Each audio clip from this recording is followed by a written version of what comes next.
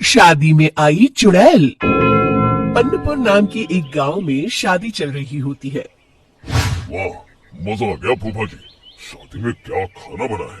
बाराती तो उंगलियां चाटते रह जाएंगे। हाँ, तुमने सही कहा। पनीर की सब्जी का तो कोई जवाब ही नहीं। दूसरी तरफ पंडित जी फेरों की तैयारी कर रहे होते हैं कि तभी वहाँ एक चुड़ैल आ जाती है। अरे मर गया रे, ये चुड़ैल यहाँ क्या कर रही है? अरे दिवाकर जी, ये आपकी कौन सी रिश्तेदार है? अरे मुझे क्या पता। क्या भाग्यवान, कहीं ये तुम्हारे मायके से तो नहीं आई है?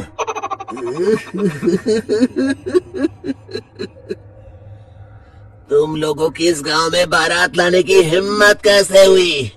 मेरे रहते इस गांव में किसी की शादी नहीं हो सकती। अब तुम लोग देखो मैं क्या करती हूँ।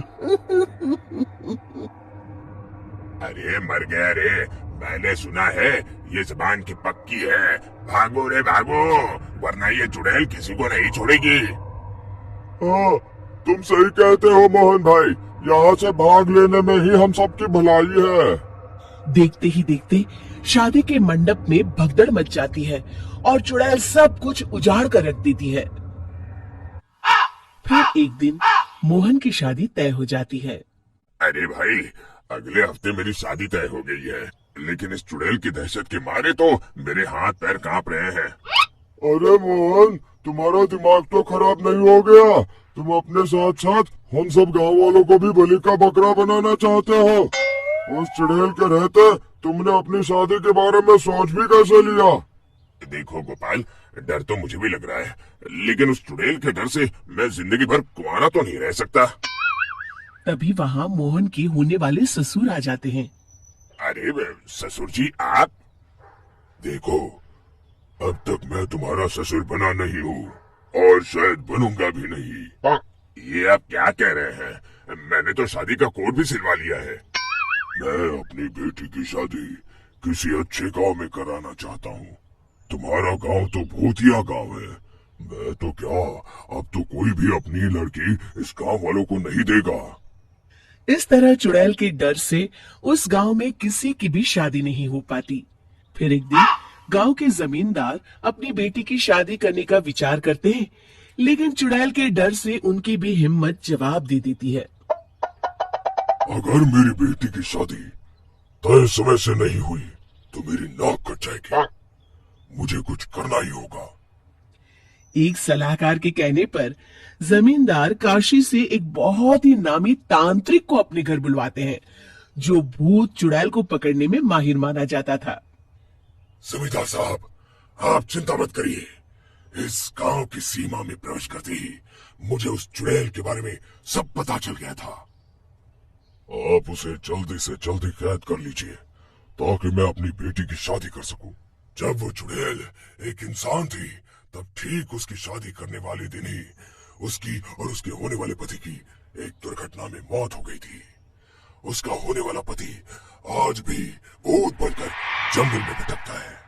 इसलिए जब तक चुड़ैल की शादी नहीं हो जाएगी, वो किसी और की भी शादी नहीं होने देगी। ये आप क्या कह रहे हैं?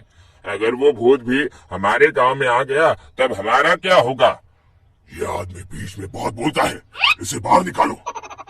उसके बाद तांत्रिक बताते हैं कि अगर उस भूत के साथ चुड़ैल की शादी करा दी जाए तो वो चुड़ैल हमेशा हमेशा के लिए उस गांव को छोड़कर चली जाएगी। जमींदार साहब, आप अपनी बेटी की शादी की तैयारी शुरू कर दीजिए।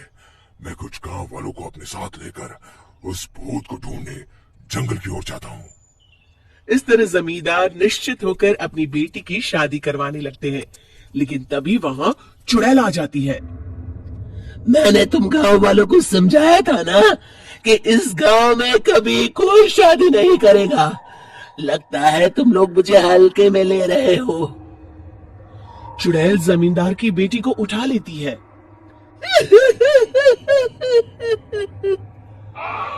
अब देखती हूँ बिना दुल्हन के तुम लोग शादी कैसे करोगे। मैं इसे अपने साथ ले जा रही हूँ। छोड़ मुझे, पिताजी, मुझे बचाइए। अरे कोई मेरी बेटी को बचाओ। तभी तांत्रिक उस भूत को लेकर वहां पहुंचता है। अरे भाग्यवान, रुको, इन मासूमों को परेशान मत करो, मैं आ गया हूँ, अब तुम मेरे साथ चलो। चुड़ैल बहुत खुश हो जाती है। आप आ गए, चलिए अब हम मंदिर में चलकर शादी कर लेते हैं। अरे अरे अरे अरे, ये क्या कह रही हो? मंदिर में जाके दोबारा मरना है क्या? चलो, आज से हम जंगल में रहेंगे। चुड़ैल चली गई, अब मेरी शादी हो जाएगी। इस तरह सभी गांव वाले खुशी से झूमने लगते हैं।